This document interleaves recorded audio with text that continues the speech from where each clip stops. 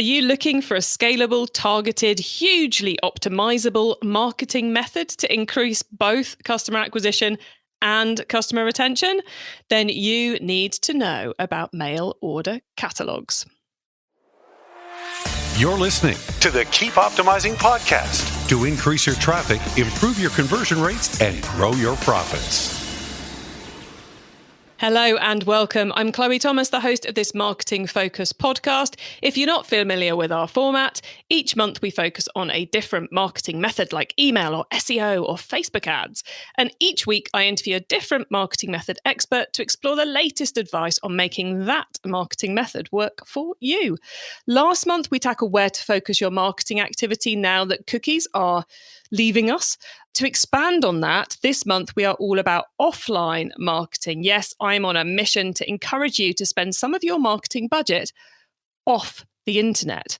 In the last episode, we talked about simple direct mail pieces where you can use all your targeting and segmentation skills and even incorporate it into your email and SMS automation flows. In today's episode, we're exploring much, much bigger direct mail pieces.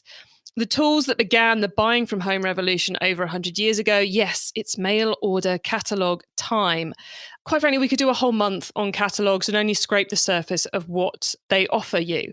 So what we're trying to do in this episode is I've got on someone with even more, huge experience in catalogues. I have a little bit, they have a huge amount, and we are going to be taking you through kind of like the key things you need to know before you get started to both kind of help you understand how to do it, but also help you understand how exciting and interesting and optimizable and geeky a marketing channel it can be.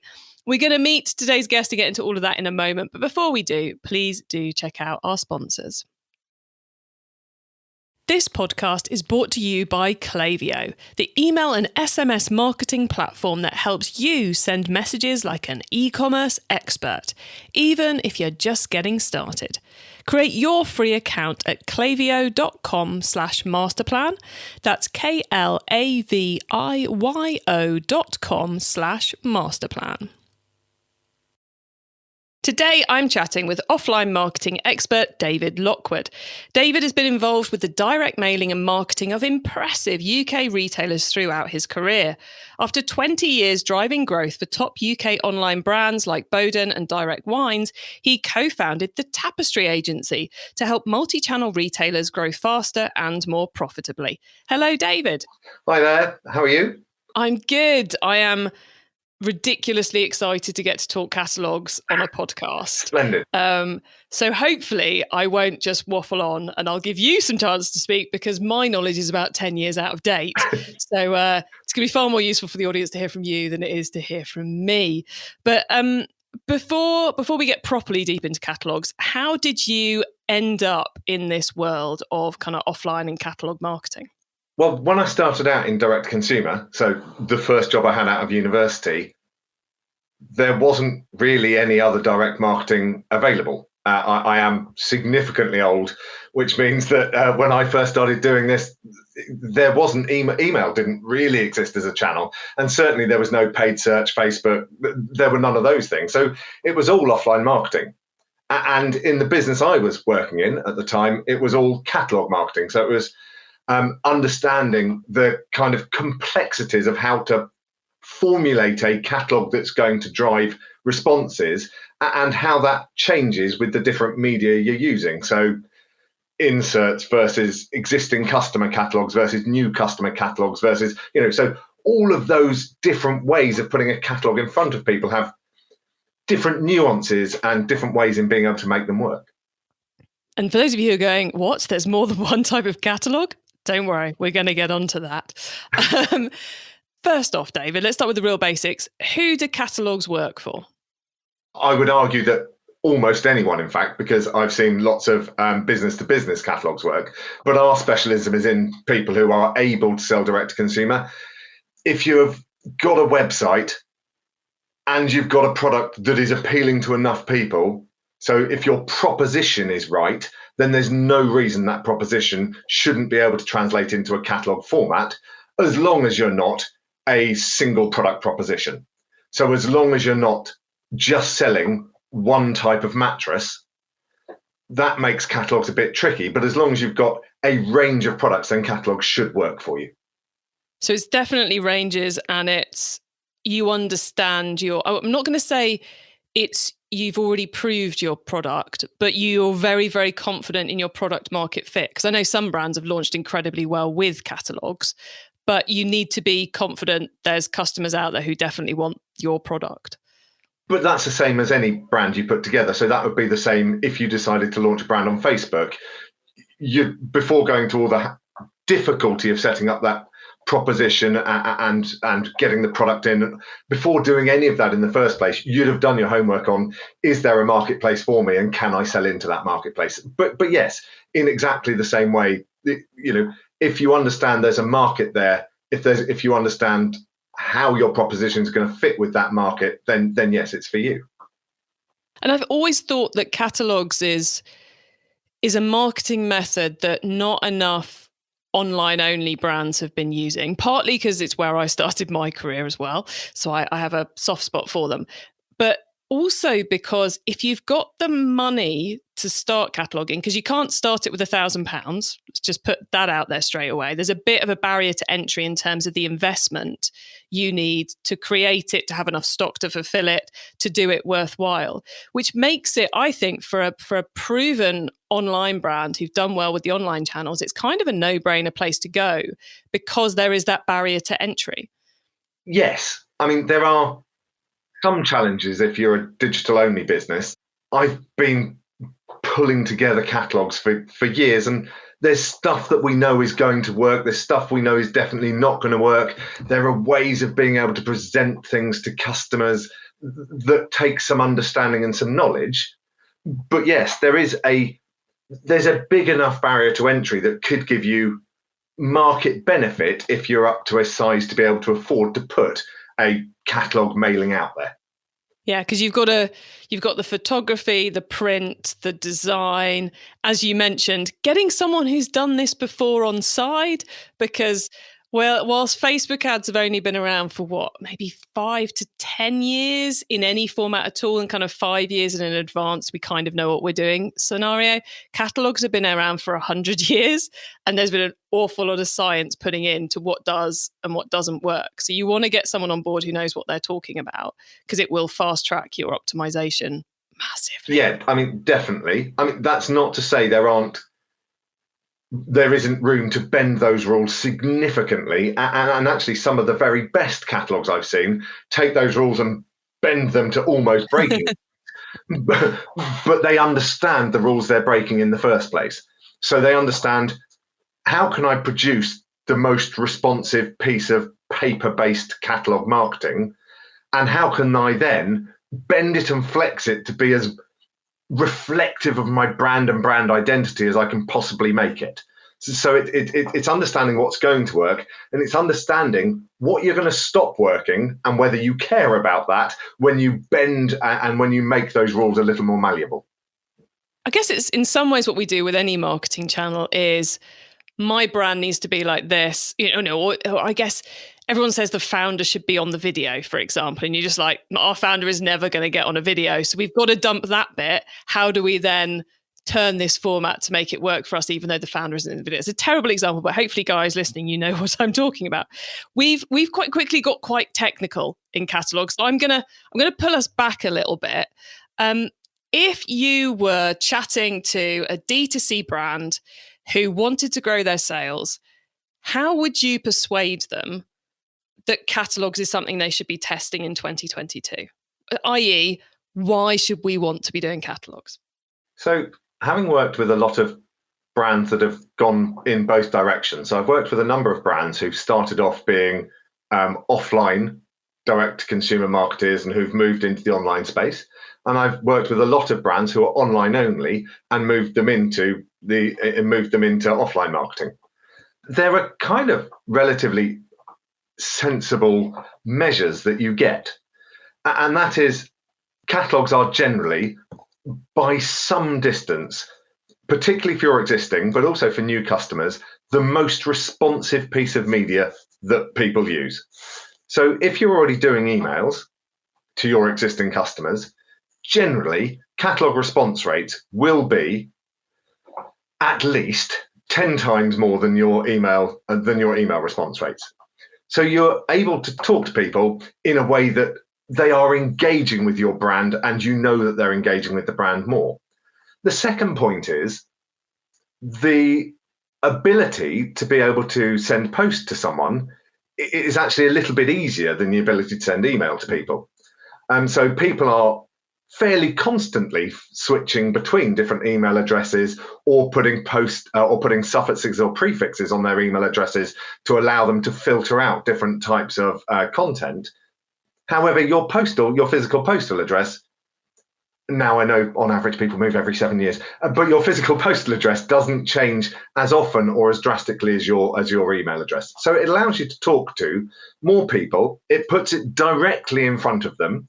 Whereas we know with emails, for example, it can flick them into a promos folder or a spam folder or whatever type of folder setup people's inboxes have. So it's arriving on someone's doorstep. And as long as you've got the visual cut through as it lands on that doorstep, it is going to give brand engagement in a way that you don't get through other channels. It has its own space. It's not fighting for space on a page with a display advert with 97 other people selling beautifully comfortable socks or whatever it is you happen to be selling. So you get your own space, you get your own cut through, and through that you get brand engagement in a way that can be a challenge in some other channels. It's very well explained, by the way. Huge response rates, very good for brand and for earning the money. You mentioned earlier that there's kind of different types of catalogue, because I think a lot of people would have thought you just produce one catalogue and you send it to a load of people.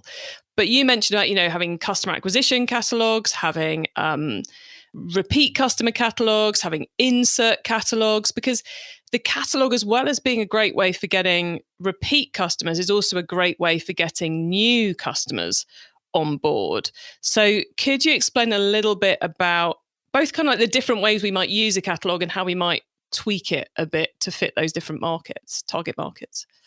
It's the same with any media, really. You can be what I have called in other environments spray and pray with your marketing, which is you create one thing and send it to everyone and hope that one thing sprays enough people that you get enough response out. But you're probably not doing that with your email campaigns, and you're probably not doing that with your Facebook campaigns.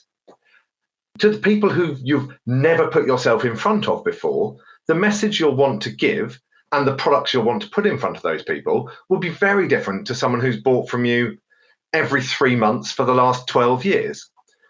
And the type of product those customers engage with is likely to be different.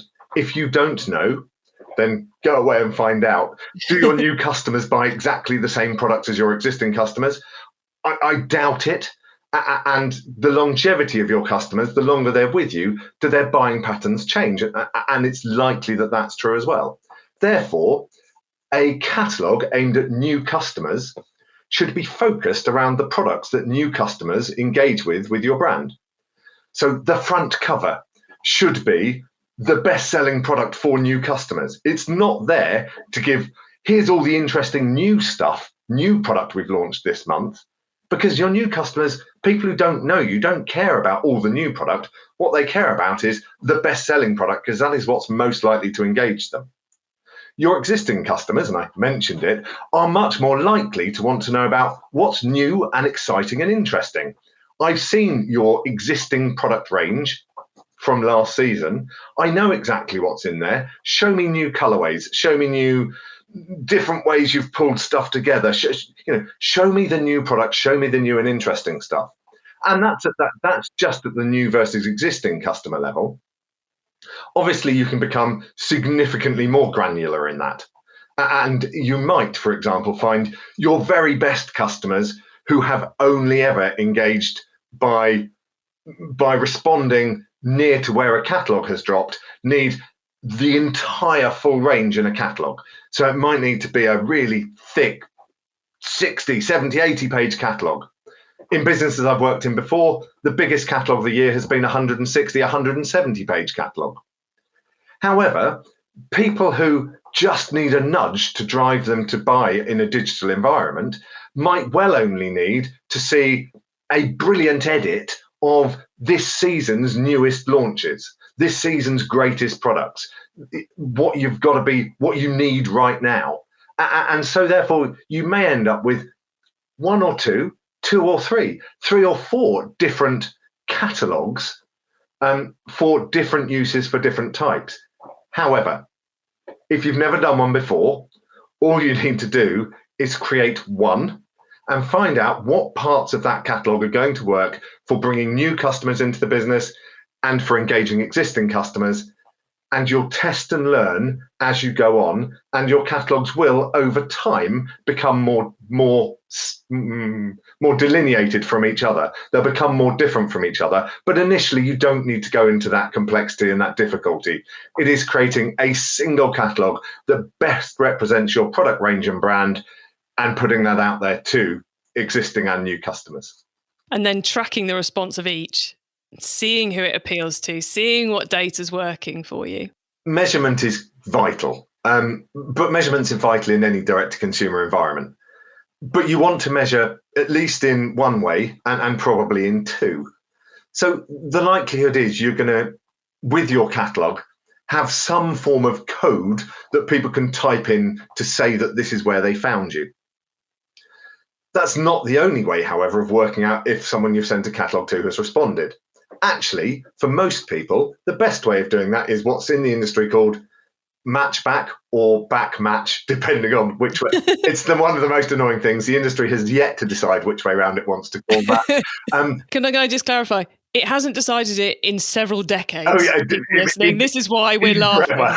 But that's where you take the list of all the names and addresses you mailed, the list of the names and addresses of everyone who responded, and find out where they match. And that will then let you understand, of the people I mailed, how many of those responded within a sensible window. Now, the window you use will depend on the product you're selling. If you're selling a product that has a 40 or 50-day consideration window because it's a £300 product, you want to make sure that you're allowing enough time for that consideration window to have passed into purchase. If you're selling something which is likely to translate into a purchase really quickly, then you probably only want to allow 14, 20, somewhere in the region of 2, 3, 4 weeks. That's going to give us our response across our different catalogues that we're posting out. You mentioned earlier about inserts, because sending catalogues out doesn't necessarily mean knowing someone's address in order to do it. So what are our routes for using catalogues to get new customers via the inserts route? Well, there are 2 or 3 different ways of thinking about inserts. First of all, there's inserts as we probably all recognize them, which is you'll open your glossy Sunday supplements, and inside there'll be small catalogues, and they have to be small because of weight restrictions, but there'll be small catalogues for brands that you will have recognized that are trying to get new customers to engage with their product offerings. And that will involve producing probably somewhere like an 8 or a 16-page edit of your range that, again, is trying to drive new customers into your brand to be able to put that catalogue in front of people in that environment. Inserts can also be used in terms of buying space in other people's parcels. So I've done quite a lot of this historically, where you find a brand that is likely to have like-minded customers. You talk to the marketing director of that brand and say, I've got this catalogue, could I put it in with when you're sending out your products, can I slip my catalogue in there as well? And you can do an insert on that basis where you either pay for that space or swap that space with those people to allow you to find new audiences in that way. Which I assume it's still the same as it was when I used to manage such things. If you find the right people to partner with, it can be one of your most profitable, and I mean profitable, customer acquisition channels. Oh, it can be hugely profitable. The rollout potential tends to be a little bit stymied because finding enough people who can give you enough volume for you to roll out into to give you 20 or 30,000 new customers when you get up to that kind of heady numbers is challenging. But certainly you can definitely bring in profitable at the point of recruit customers on a reasonably regular and a very safe basis if you get the right partner. Yeah. And then it's all volumes, and I'm about to waffle on about something that we don't need to go into. So I'm Chloe, I'm going to stop that. David, are there any other routes we might take on the insert front, or have we covered them all? Those are the two core ones. And when I'm talking about inserting in the Sunday supplements, that was perhaps a little bit glib, in the same way that when you're targeting your Facebook audience or however you're putting yourself out into the marketplace, you'll be really clear around who you're wanting to target and why you're wanting to target them. You can absolutely do that with insert media. So when I'm talking about inserts, I'm talking about everything from, what's the biggest circulation nowadays? Probably the Mail on Sunday, all the way down to Crochet Weekly. I don't know if that even exists as a title, but if it does, I guarantee they'll accept inserts. But you can have huge million-plus circulation titles all the way down to relatively niche interest, and working out a group of those titles which fit your product offering can frequently be your best audience. So if you're looking for a slightly older, more female audience, you're probably not going to be looking at, your auto weekly. You're more likely to be looking at the more lifestyle female magazines, and dependent on, again, the location and wealth of your audience, you might be looking at anywhere from The Lady or Cotswold Life down to through Marie Claire down to Rare. So there are a huge raft of ways in which you can target your audience really quite carefully to get your offering in front of the right people. But again, like creating a catalogue and designing your own in-house mailing plan, speaking to an expert, I'm going to say this again, finding someone who manages inserts for you is well worth doing, because they will know what price you should be paying, how to get the best deal, which ones are a good fit for you. So this is very much not a pick up the phone and call the Daily Mail scenario, isn't it? Number one, they won't talk to you. Yes. They're just not interested in talking to 300 or 400 different end users. They want to go through an agency, and finding people who understand what that space looks like, what's available out there, what your response rate should be, how many new customers you should be getting, what that should look like, and someone who can advise you on what parts of that insert are likely to be the response generating parts. So which of those parts you definitely not want to get rid of, and which of those parts are easy come, easy go.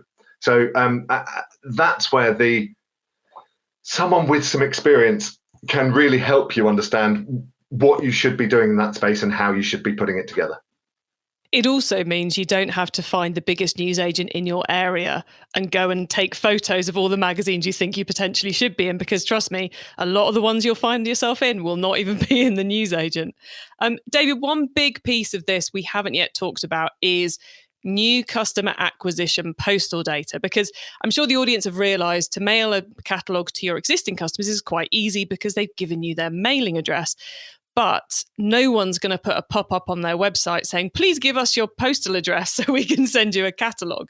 Although you should have a page allowing people to sign up for your catalogue, everybody. So how do we go about getting data? Because we're not copying it out the phone book. There are better ways to do it than that. How do we access this cold data to send our catalogues out to for acquisition? So there are a couple of ways. The first is one that's been around for as long as the hills, is you can either buy or swap data with a like-minded company. So again, people who are looking for the same kind of audience as you can agree with them to swap 5,000 names, 500 names. For you give them 500, they give you 500 or 5,000. You mail out and you measure the responsiveness. You then understand which of those data sources you swapped with are giving you the best bang for your buck, and push harder at those and find more like those and walk away from the ones that didn't work so well. If you don't swap, you may be able to buy those names on the market, and there are list brokers whose job it is to do that kind of thing to help you find those lists. Actually, the majority of people we work with do most of their data sourcing through what's called data cooperatives. There are several in the UK, 4 that I can think of off the top of my head. There are at least 5, and I think I've just thought of a 6th. Anyway, it started in the UK with a company called Abacus, who has now rebranded Epsilon. And the purpose of it is lots of direct-to-consumer companies pool their data into a central pot. Abacus, and for Abacus, read any of the other data cooperatives, and we'll list some of the others, but Abacus were the first on the scene.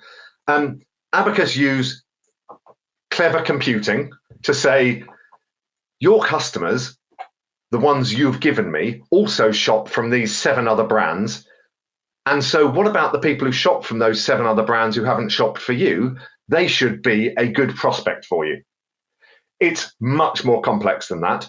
It's a bit like the Facebook algorithm, but done cooperatively, isn't it? Yeah. It's finding lookalike audiences. And then you take those names out of the Abacus Alliance, for which they charge you some cash. And to do it, you also have to put your names in. And those names tend to be pretty responsive. The reason they're responsive is they've proved that they respond direct to consumer, and they've proved they respond direct to consumer to at least 2 other brands, because Abacus won't allow names to be swapped unless they're buying from at least 2 other names in the alliance. So there are many reasons that that's a good source. It also has a really good depth of names. So as you start finding, I've done my first 5,000 mailing, the response was great. Can I mail 50,000? Can I mail 10,000? Can I mail 100,000? It allows you to test at depth really quite easily. So I have mentioned Abacus, so it would be remiss of me not to mention at least a few others. So Experian does something similar through what used to be called Club Canvas. Transactis does something similar. iBehaviour do something similar. Sub2 used to. I'm not sure they still do something that's similar, but there are a number of other offerings out there in that data cooperative space. And wherever you are in the world, there will be someone doing something similar so too. Abacus came to the UK from the US. I have done the same thing on data cooperatives in Australia, Germany, France, America, Canada. Loads and loads and loads of different countries. Co-ops exist in almost every country I've ever traded in. Yeah, and one of the other great things about the co-ops is you get that scalability of names, which means you're for you and your team, there's a lot less time spent trying to identify individual titles and brands that you can swap data with. So it's a huge time saver as well. It gives you that scalability, which is what some people struggle with offline marketing, thinking it's a lot of hassle. I've got to talk to 40 different people just to get 15,000 names to mail. You don't necessarily. You can think about how a data cooperative works. You can think about a single point of call in order to get that data, and you will get robust performing data that should continue to perform time after time. That's not to say swap data isn't great. Many of the clients we work with, their best performing data are their swap list data. However, swap list data will only take you so far in terms of rollout volume generally. Yeah, I seem to remember our biggest frustration with new customer acquisition data when I was doing the management of all this sort of thing was, why haven't they grown more since last year? Our 3 best, I'm not going to name names. It was like, why can't they get more customers? Can we persuade them to get more customers? Because they, just unbelievably profitable, as well as good as mailing our core house list. Just phenomenal performance. And I had the same problem at both Bowden and Direct Wines. They were people who were mailing huge quantities, and they were very big companies. And so there weren't many people who were prepared to swap the kind of volumes that I needed to keep myself fed in that kind of new customer environment. So yes, one of the many other reasons for using the co-ops. Yeah. And David, we've mentioned, I'm kind of going to draw us to a close on catalogues now, but I figure, and apologies guys, I don't have the names of these because I only thought of this as David was talking, so I haven't done my research, but we'll make sure this is in the show notes for you. But it occurs to me, a great place for people to go to if they're looking for more information on this would be in the UK, the Direct Commerce Association, which is the heart of the mail order world. And both David and I have been involved with for David probably for 20 years and me for almost 20 years, and brilliant people, very willing to share knowledge and ideas, but a good place to go. And the American one, I can't remember the name of, David. Is it begins with an N? I want to say Nemo. I know it's not Nemo. Annoyingly, I've spoken at it twice and I still can't remember its name off the top of my head. But yes, we will put it in the show notes. Namoa. Well done. Namoa, yeah. We got there. Apologies if anyone from Namoa is listening, but we'll make sure links to both of those are in there, and I will find the links to the European versions, etc., as well for those of you who are interested, and we'll put all that in the show notes for the episode because that's a good place to go to get some knowledge. David, before we move on to the next section of our interview and get into the insider tips, is there anything you'd like to leave the audience with that we really should have mentioned in the world of catalogues? There are other ways to get catalogues out there. There are door drops, which are where you find postcodes or sub-post districts that are particularly that you think are likely to contain your audience, and the postman just drops it through their postbox unaddressed. There's partially addressed mail, where you are delivering to an address, not the person at the address. That means you can target in a really defined way exactly those people. And there's not forgetting your owned media. You own the parcels going out your door. You should be including something if you are in the printed world, you should be including the best of your current range, the newest parts of your current range, what's just gone on sale. You should be including something for your existing customers in there. That's media you own, and you should be taking the most advantage of it you possibly can. Excellent. I love those. Well, look, everyone, we are going to pause now for a reminder of our sponsors, and then we're going to talk about the wider world of offline marketing, which I suspect may include a few more catalogue tips. So stay tuned. Do you know what the email and SMS marketing platform most frequently recommended by our podcast guests is? Yup, it's Klaviyo, the email and SMS marketing platform that helps you send messages like an e-commerce expert, even if you're just getting started. Create your free account at klaviyo.com/masterplan. That's klaviyo.com/masterplan. Okay, David, so far we have gone deep into mail order catalogues. Now you get to wow us with your insider knowledge about the whole of offline marketing. So for the following questions, your answer can be anything to do with offline marketing, which does, of course, include everything we've already been talking about. So, David, are you ready for these? Yeah. Okay, let's start with newbie advice. If we've inspired someone to take their first step, what do they need to know to give themselves the best chance of success? We've said it. Don't try and go alone. It's really difficult to use a channel and a method of marketing you've never used before without some form of input from someone outside. You don't have to be the expert at everything in your business. Working with a number of businesses has taught me that, be brilliant at your proposition and brand and product, and use people where you need to who've got the marketing skills to help you take that next step forward. Don't think you have to do it without someone holding your hand. Excellent advice.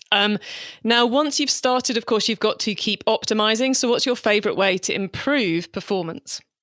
This is a bit challenging because coming up with just one is something I'm really bad at. We'll take a couple if you want to give us a couple. Okay. The first one is actually really dull, but the first one is really important. Understand how and what you're measuring. So before you start anything, before you start any channel, any new channel in any way, understand how you're going to measure the responsiveness of that channel and what the measures of success of that channel are going to look like. And it is incredibly dull, but it's really important that you go in your eyes wide open as to what's going to work and how it's going to work and what tells me it's worked and what doesn't. The second one is a bit more fun, I guess, which is remembering always that all direct consumer, digital, online, offline, all of it is a huge test and learn environment.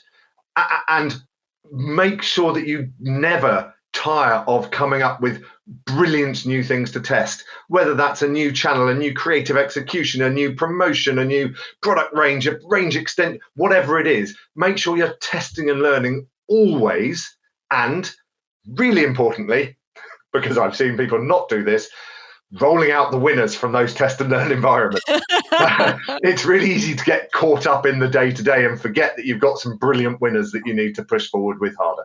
Yes, I think we've all been there when we've gone and looked back at the previous year and gone, oh, why didn't we do that again? That worked really, or hopefully we haven't all been there. But yeah, things do slip through the cracks. Always super important to record what actually worked. Okay, David, if someone listening wants to learn more about what we've been talking about, is there one cheap or free resource you'd recommend? Probably 2 or 3, again, being slightly irritating. You mentioned DCA earlier. I have been part of the DCA setup for more than 20 years. And you learn most when you are finding someone who's either in your position right now or has been in your position, or you've got things you can share, problems you can solve together, and you can shortcut so many of the things that you might do wrong by talking to someone who's been there and done that. And that's one of the places you can do it. There are also, this is a slightly shameless plug, but there are also, we run sessions on a relatively regular basis for marketing directors and business owners, where we run sessions around individual topics that are free to attend, and any one of the team at the business will help you be involved in those, where it's like a round table where you get to discuss with like-minded people in the industry discrete topics, whether that's how to expand your business into the US, or how are you coping with the current paper price increases, or really, really discrete or really huge problems. And so we run those on a relatively regular basis. Nice. And people can find those at the tapestryagency.com. Okay. I knew if I went for one, I'd get the wrong one. Yeah, so the tapestryagency.com, and the DCA is the Direct Commerce Association, which we'll put the link to that one in the show notes for you. Jane and Victoria are going to be so pleased with us today. They're the people who run the DCA, for anyone listening. Okay, finally, David, it's crystal ball time. What's coming up in the next 6 to 12 months that we should be getting ready for in offline marketing? Again, it's slightly difficult to pinpoint one thing, but I would expect people who are already in the offline environment to continue and perhaps even accelerate the use of offline marketing as the post-cookie environment gets more difficult in the digital world. I would also expect people to be more thoughtful around how they tie in their off and online marketing to make them delivering the same objectives at the same time to the same groups of people. And then the third one, because I've been asked for one, so 3 seems about normal. The third one would be people working much harder to understand the incremental impact of their offline marketing activities. So understanding how all of their marketing channels interact with each other, and understanding at the margins how incremental is each part of the activity I'm putting together. Yeah, that's the $1 million question, isn't it? If we're sending a catalogue and we're doing some Facebook ads and we're sending emails, which one drove the sale? That is a whole podcast series on its own. So I'm going to end that bit there. David, we are very nearly at the end of this show. So for those listeners who want to find out more, to speak to you, to find out what the Tapestry Agency could do for them, where do they go? What do you do? How can you help them? So we are online at thetapestryAgency.com. That's where you'll find out kind of big chunks about us, how we help people, how we look at all of our marketing from a customer-centric standpoint and help people understand which marketing channels are helping to drive that customer-centric behavior. We have spent all of today talking about offline marketing. We are entirely channel neutral and in fact spend quite a lot of time working with our clients to balance their channel portfolio across as many different channels as possible. You'll find me on LinkedIn. I'm David Lockwood, Tapestry. Those two combined should help you find me. And I'm very happy to connect with people and help start up a conversation and work out where we can take it from there. Excellent. Thank you, David. And thank you so much for coming on and chatting catalogues with us. I think we've covered all the big catalogue points and given the audience an awful lot to think about and hopefully inspired a few of them to send catalogues out. And if we have, guys, please send me photos. I want to see your catalogues. David, thank you so much for being on the show today. It's been great chatting with you. No worries. Thank you.